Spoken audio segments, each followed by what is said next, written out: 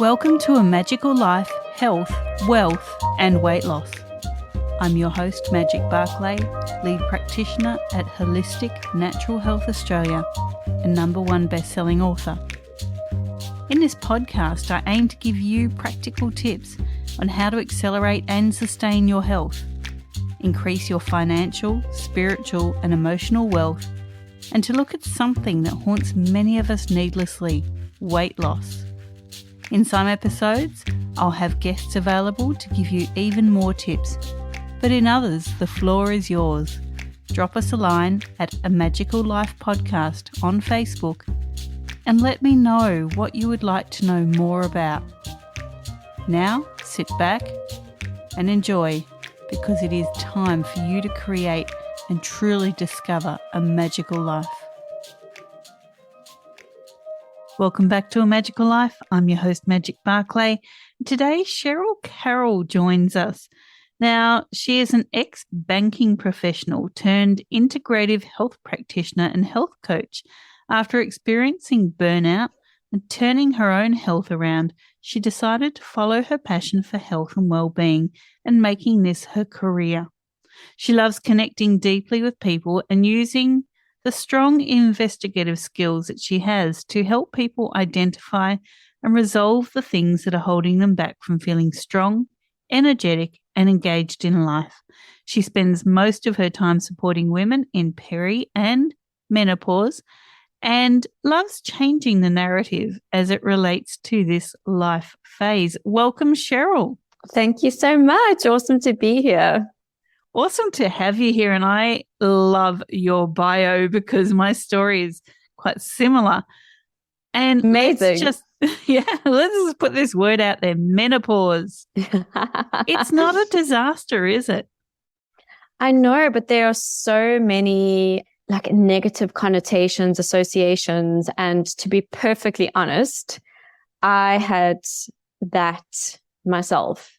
And, so the reason I actually ended up getting very interested in the space and actually really focusing my coaching and my work in the space is that when I was 41, one of my fellow health practitioners asked me if I wanted to run a Healy scan, a bioresonance scan. And so she did it for me, and out popped the word menopause on my report.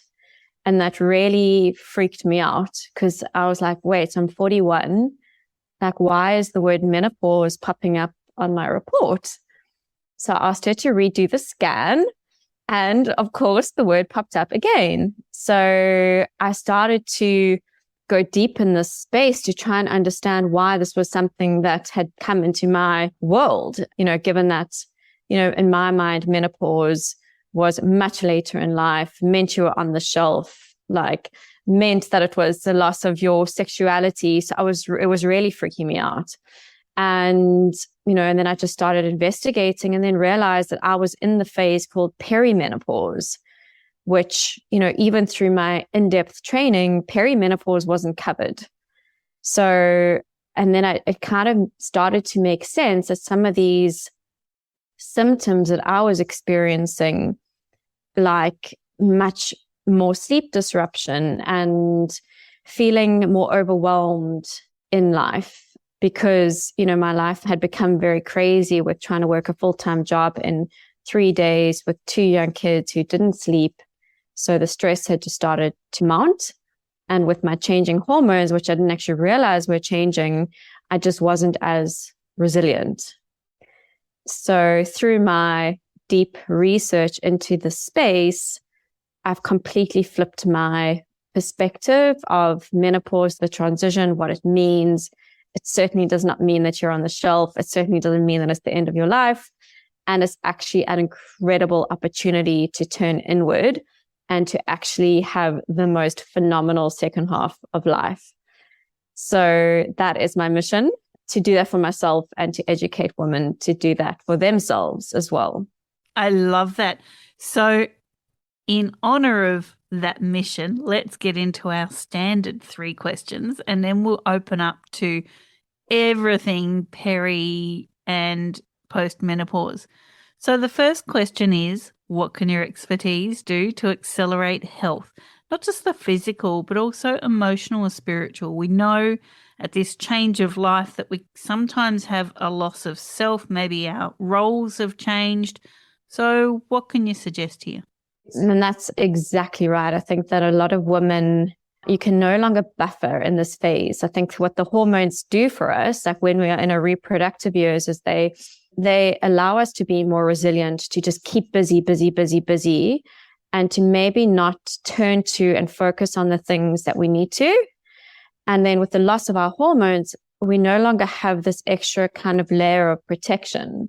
And I think that women are often quite surprised when the symptoms they start experiencing are actually linked to the menopausal shift and transition, because our hormones do so much more for us than just allowing us to procreate. It's phenomenal when you see, like the impact on our mental health, the clarity of our thinking, the brain fog that I think women start to experience. That's all linked to the loss of our hormones. So I think, what's so important, and my number one thing for women, is to start to prioritize themselves, to really work on their boundaries, and to actually learn to say no, which is quite difficult for women when, we take on so many roles. We wear a number of hats. We want to be everything for everyone. And then what that means is we become like very low on the list of priorities. And that actually starts to manifest in some of these physical symptoms. So I think the starting point is really to acknowledge that there needs to be an investment in themselves and their health. And that doesn't mean that it's selfish. And it doesn't mean that you're letting somebody down by putting up a firm boundary, because when you say no to somebody, it actually gives them the opportunity to step up as well. So it's not, it's not selfish to do that. So I think, they're all of the lifestyle factors that I coach women on. And, so the 3 pillars that I really focus on are nutrition, movement, and stress management. And on the stress management side, that covers physical stress. So things like sleep, circadian disruption, toxins, gut issues as well. And then obviously there's all the mental and emotional stress that, we experience on a day-to-day basis. But I think you can educate people on all of what you must do, but until they learn to prioritize themselves, it's very difficult to get them to truly implement all of the various lifestyle factors that are necessary for them to really shine in this life phase. Very much so.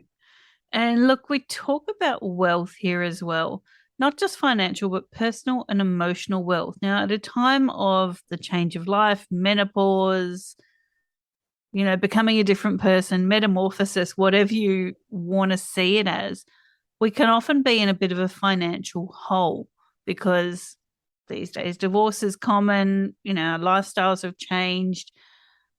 But we can also be in a personal and emotional hole. We don't know who we are anymore, or, our purpose has changed. We're no longer the giver of life. So what are your top 3 tips to creating wealth, any kind of wealth? Yeah. So actually the first thing is really to prioritize yourself as number one, because if you don't do that, you're not going to have the space and the time to actually reconnect back to who you are. Like, unfortunately, there actually needs to be a bit of a void and a bit of space for the nervous system to recalibrate properly, and then to be able to reconnect to the things in your life that bring you joy, to what it is that you want to bring in. Because when we're so busy and we're just doing, there's actually no space to really feel the feelings and we got to feel the highs and the lows and everything. And I think because we buffer so much, we don't allow ourselves to do that. So I would say number one is prioritizing yourself and allowing yourself space to do some of the internal work, and I think the way to really do that and to start to allow space in a way that sits well with somebody who's used to doing, is to actually create some very nourishing routines. So, morning routines and evening routines that involve things like journaling, visualization, affirmations, really thinking and connecting to your desires, because that's really the way when you kind of let the creative juices flow, you can then start to tap into the things that you've probably pushed down, the things that bring you joy that you've disconnected to, because we disconnect when we're very busy. So it's really creating the space in our day, through the morning routines and the evening routines, and even some time during the day just to reconnect to the breath, to calm the nervous system, is really what allows us to recalibrate. So I'd say that's another one. And then the third one is to really take action on bringing more joy and fun into our lives, like things just for us. Okay, I really love dancing. I haven't danced for ages because, I don't know, my husband doesn't like dancing. I don't have any time. Dance in the morning, put your favorite song on, have that part of your morning routine. And I think it's that really like starting to enjoy life again that then ignites the fire of, it's kind of what you focus on, you bring in more of. So it's really focusing on what are the things you want to bring in more into your life, starting to do that. And then you'll kind of more and more of that will start to come, and you'll feel comfortable with expressing your own desires and starting to bring that more into your life. I love it. Some great tips there. And our final standard question is around weight. Many people look at health coaches and go, well, you've never battled your weight. What would you know? So have you ever battled your weight? If so, how did you win the battle? And what can you offer the listeners who might be on that journey? Yeah, so I would say, you know what it's like with these years of, there was a time when I was very uncomfortable in my own body. And it was when I was younger in life. So, I'd always been super skinny. And then I went to university and started living on peanut butter and jam for dinner, lunch, and breakfast. So, and drinking lots of alcohol. I went on the pill. I was all over the place and I didn't feel like I'd recognized myself. And then actually went to the US to work on a ski resort, and I worked in the food court, and all the people used to like make us food and stuff for the people who were working at the cashier's desk. And I came back from the US and I put on so much weight and I felt so uncomfortable in my own skin. And that's when I started to, I guess, become more aware and, started to exercise and try to reduce the amount that I was eating. But then that became an almost unhealthy relationship. So I would say that it's probably been quite a few years that it took me to fall into a more healthy relationship with food and exercise and my own body. Because, particularly the older we get, I think it's like that old, mindset of exercise more, eat less, you'll achieve your body goals. But it's so much more than that, and like a lot of the women that I coach now is that, weight loss can actually be one of the last things to fall into place, and that we tracking the energy, the sleep, the mood, etc. to get to the weight loss goal. The weight loss comes when your body's in a balanced state. So what I did back in the day when I was highly uneducated and, was just feeling uncomfortable in my skin was just what, the media says, just exercise more and eat less. But that is not a healthy way for anybody to achieve sustainable weight loss. Like your body needs to fall to a natural set point that is healthy for you. And that comes through balanced eating, the fundamentals of health, hydration and good nutrition, and then the Goldilocks of exercise, which is not too much and not too little, and then really managing all of the stress that we're exposed to on an everyday basis, physical, mental, and emotional. So it's getting these various lifestyle pillars optimized for you because we all have different tolerance levels around, how much we can push our bodies. I ran marathons for many years in London, and that was too much for my body, so much so that I stopped having my period, but I wasn't informed then, and I was quite disconnected. So, my journey has really been about reconnecting to my body and to the signals that my body is giving me, and honoring the female physiology and the cycle. So I'd say for women listening to it, it's about really honoring our infradian rhythm, which is the cycle that we have, because our hormones change every month, all the way through the month. And then also, for men, it's about honoring our circadian rhythm if we really want to optimize our health as well. So we've covered a fair bit today, and there's a whole lot more we need to investigate.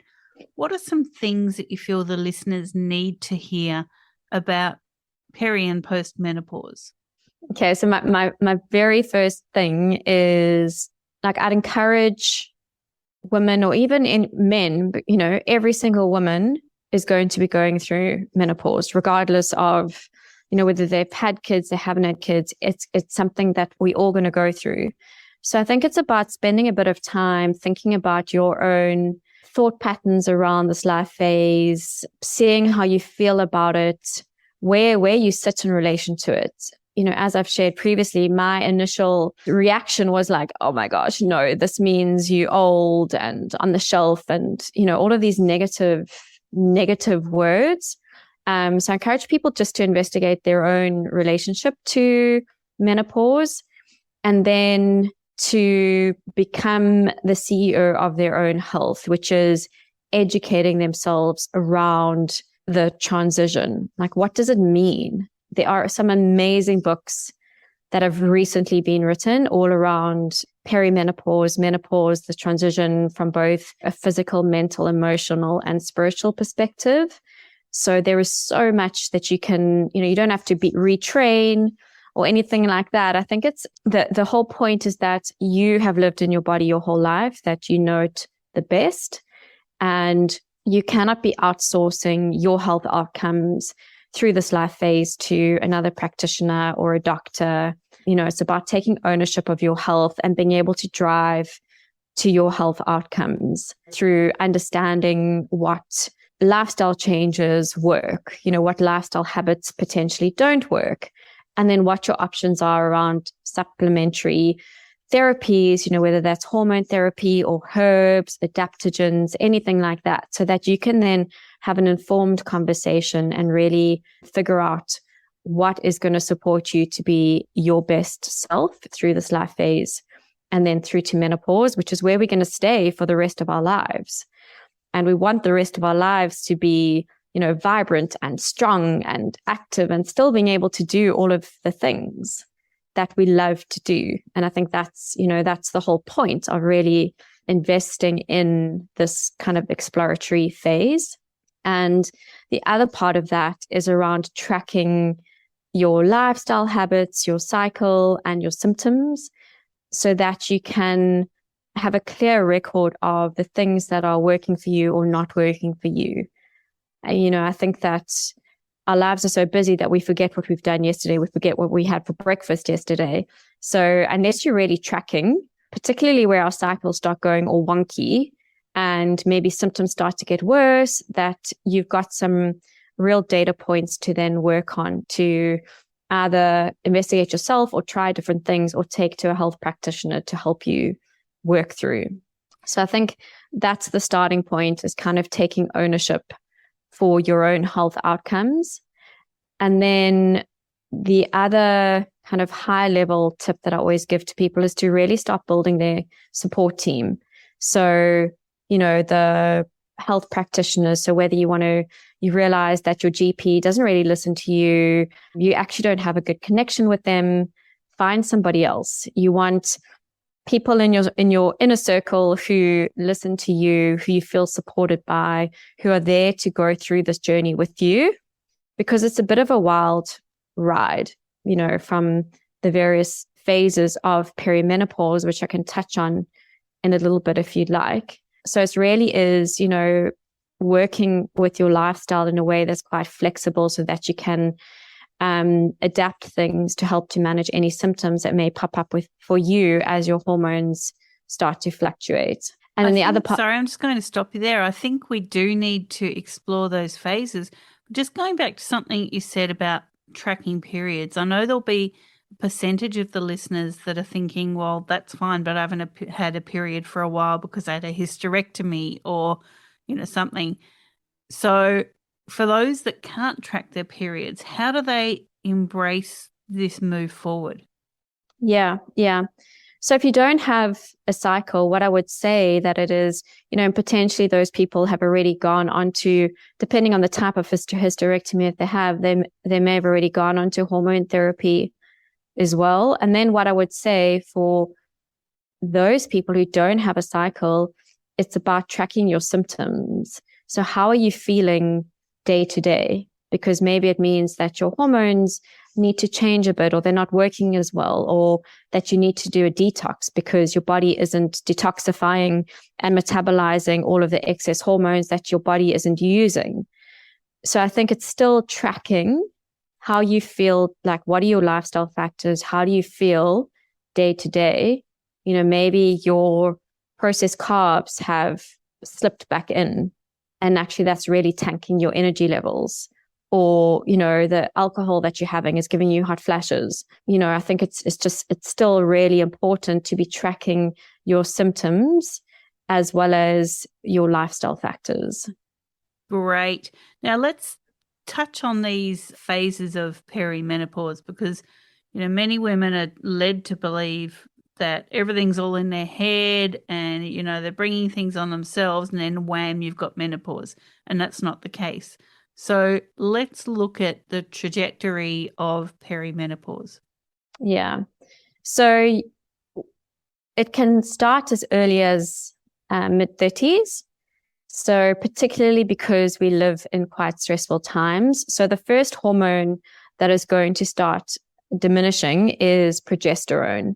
And progesterone is the hormone that is produced after ovulation. And that is to hold our lining in place in the anticipation of us carrying a baby.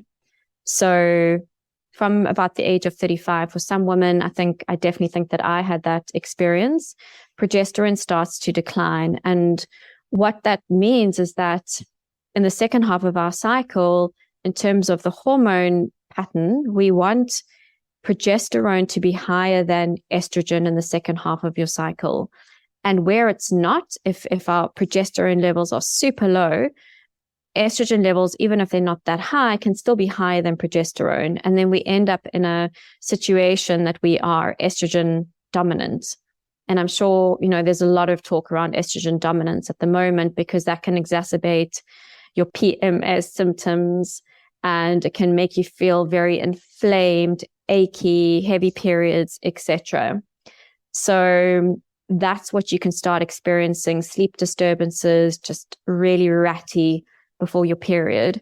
And then really the first sign of perimenopause is when your cycle starts to reduce in length by a day or 2 days. So it's a very short, gradual shortening of the cycle. So we talk about a 28-day cycle, but some women have always had a 26-day cycle, or have always had a 33-day cycle. That's normal for them. So it's when their cycle length starts to shorten consistently, then you would say that you're in phase 1 of perimenopause. And that is called luteal phase insufficiency, where that luteal phase starts to shorten. Then we move on into phase 2, and this is when the ovaries are starting to say, I don't want to be doing this heavy work anymore. And with the view to be handing over the hormone producing responsibilities to the adrenal glands. But the brain's not happy about this. So there's this brain ovary connection going. So sometimes the brain is like just shouting at the ovaries to push out more estrogen. So there's like a massive estrogen surge. And then sometimes the ovaries just don't listen, and then estrogen is quite low. So we have this like up, down, wild swings of estrogen in the second phase of our cycle. And that can actually continue closer to menopause, which is when estrogen really drops back down. And so then in this phase 2, what you will start to see is because our egg quality and our egg amount is decreasing, we won't always ovulate, which means that we can either have anovulatory cycles or we end up missing a cycle or missing 2 cycles, and then our period comes back again. So that would be phase 2. And then phase 3 is when we get these very long breaks between cycles. So you may miss a period for like 4 months and then it comes back again. And then it disappears again for 5 months and then comes back again. And then phase 4 is what we call, which is horrendous, but it's where you're in the waiting room for the menopause badge, which is when, you've been waiting for 10, 11 months and you haven't had a period, but you have to wait till you haven't had a period for 12 months to officially be in menopause. So menopause, once you hit menopause, you haven't had a period for 12 months. That is the phase that you stay in for the rest of your life. And when your hormone levels will be at that much lower level, your adrenal glands, your fat cells, etc., will then pick up the hormone making responsibilities unless you are going to be supplementing with hormone therapy.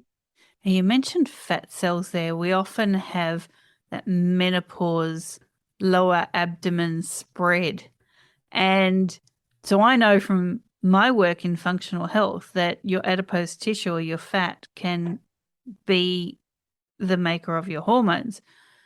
Many women, they sail through life without a weight issue and all of a sudden they get this lower muffin top happening, as we call it here in Australia. So can you explain to the listeners why that is? So that can actually start to develop and generally starts to develop in perimenopause. So there are actually a few contributors to that muffin top situation. So number one, with our loss of estrogen, we become less insulin sensitive, which means that we aren't as able to utilize glucose for fuel. So our body starts to produce more insulin to try and shuttle the glucose into our cells, and then more of it to try and shuttle the glucose into our cells. And insulin is an anabolic hormone and can actually cause us to then hold on to excess weight. So that's the first thing. The second one is stress. So I mentioned, that the adrenal glands will be taking over the responsibilities from the ovaries. So we become naturally less resilient to stress. And when we are stressed, there is a shoot up of our stress hormones, which is accompanied by a release of glucose. So it's almost like you're getting as much glucose as a candy bar every time our stress response comes into effect. So it's this constant, if we are constantly stressed from either physical stress, so poor sleep, high toxic load, GI issues, or the mental and emotional stress, we're constantly getting this glucose shoved into our system. And, we don't move as much. So that then gets laid down as body fat. So there's the predisposition to insulin resistance. There is the high stress levels, which increases the glucose around our system, which ends up settling down as fat. And then to your point, fat becomes a hot commodity because as our ovaries no longer are producing the estrogen, some of our fat cells actually have the ability to produce a weaker form of estrogen. So our body's like, we need this to increase our estrogen levels. So it's really there's like a multi-pronged attack to create the muffin top, which is why the way we eat and how we exercise and how we manage stress is so important if we want to get rid of that belly fat, and obviously from an aesthetic standpoint, nobody wants it, but it's also a sign of our body being out of balance. And that's, what I encourage my clients to think about, that it's not body shaming if they're like, I want to get rid of my belly fat. It's actually a sign that things are out of balance if you are carrying that sort of weight around your middle. Fantastic. Now, before we wrap up, is there something we haven't covered that you feel the listeners might need to hear? So I think we've pretty much covered everything, but just in kind of a whistle stop tour, I guess, number one, I would encourage women to do some work to change their perspective of this life change. And not even women, men as well, to really embrace. I love the Japanese have this concept, and they refer to menopause as the second spring. So it's really a time to be celebrated.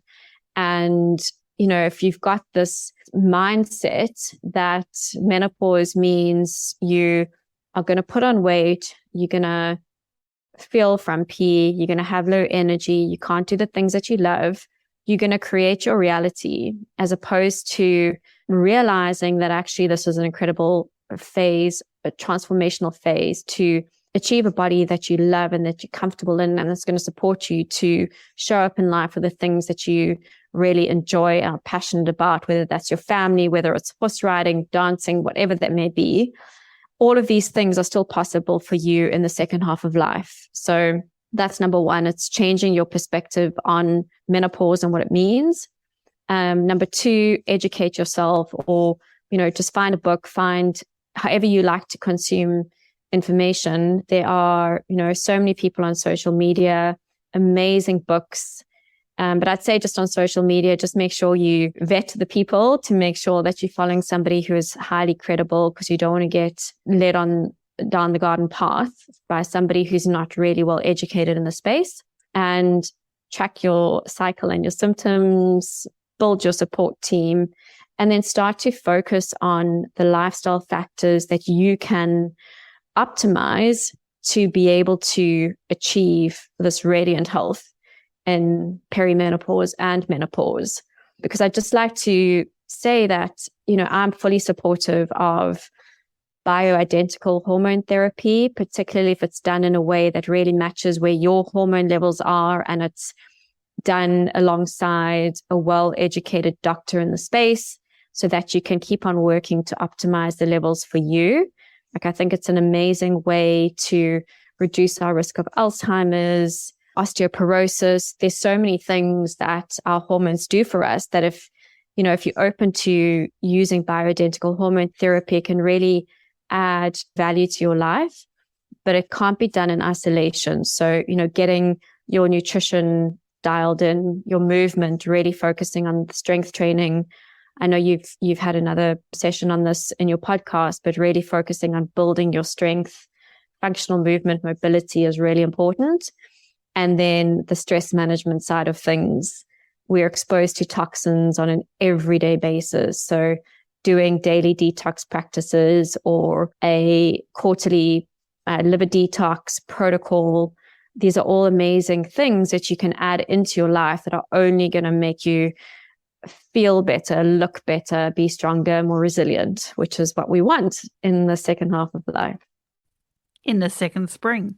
Yes, exactly. I love it. Now, before I let you go, we love freebies here. What can you offer the listeners, and where can they find that? Yes, amazing. So I work with women and men one-on-one, and I also run group coaching programs, 3-month group coaching programs for women in perimenopause and menopause. And I've also recently partnered with an exercise physiologist to create a 4-week program educating on the lifestyle fundamentals for perimenopause and menopause, and that's called Shapeshifters. So for your listeners, offering 10% off any of my programs. And also I do offer free discovery calls. So if anybody is interested in having a chat about their health, no strings attached. I love to give people a different perspective on their health, because I feel that we often normalize our own experience. So we start to live with things that we're tolerating, whether that's joint pain, whether that's, always feeling bloated and gassy, or brain fog, whatever it may be, just to kind of give a bit of objective viewpoint on whether their experience is normal or not and how they can optimize their health. Fantastic. People can find you on Instagram at Your Tiny Voice. You're on Facebook at YTV Health Coaching, and your website is www.ytvhealthcoaching.com. Sheryl, thank you so much for joining us. I've really enjoyed this episode, and I'm sure many of the listeners have been busy jotting down lots of information.